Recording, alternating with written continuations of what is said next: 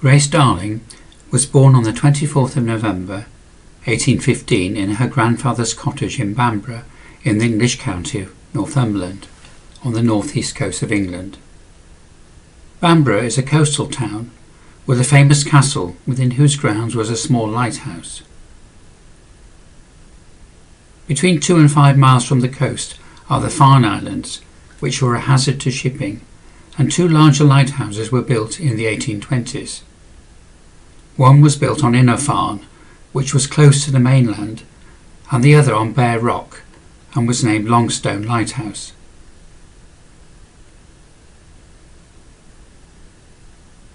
The Farne Islands are a haven for bird life, and puffins, guillemots, razorbills and seals make their homes on the barren rocks.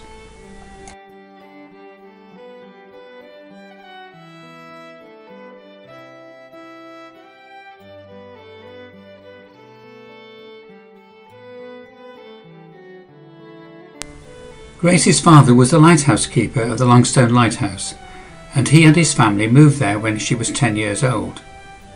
The family spent most of their time on the ground floor. The large room was heated by a wood stove and served as their kitchen, dining room and living room. A spiral staircase led to the 3 bedrooms, and Grace's was at the top, where she could look out for ships in trouble in the sometimes brutal North Sea. Her father, William Darling, educated all his children, and by the time Grace was 19 years old, most of her siblings had grown up and left for the mainland, leaving only her, her parents, and younger brother on the lighthouse.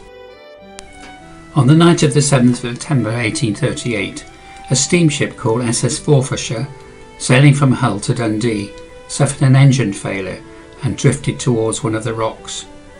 It was carrying cargo, a crew and 60 passengers. The ship broke in half on the rocks, and the back half was swept away with the loss of dozens of lives.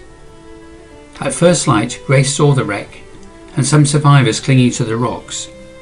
William realised the sea was too rough for the mainland lifeboat and to reach them, so he and Grace took their small rowing boat and went out risking their own lives to rescue them.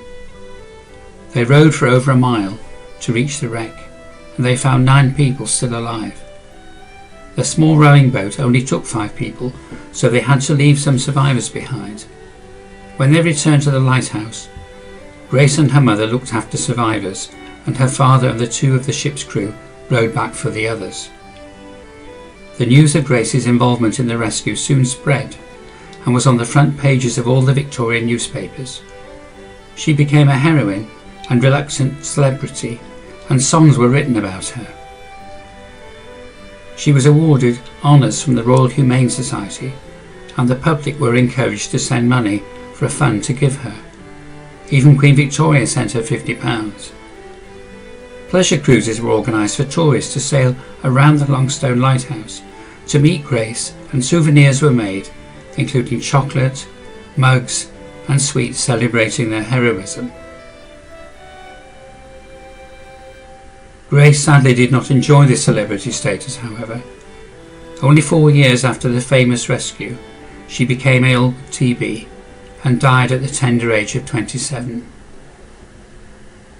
She is buried on the village churchyard, and her funeral was attended by hundreds of people. Her tomb faces the sea, and her former lighthouse home several miles away. And that's all for now.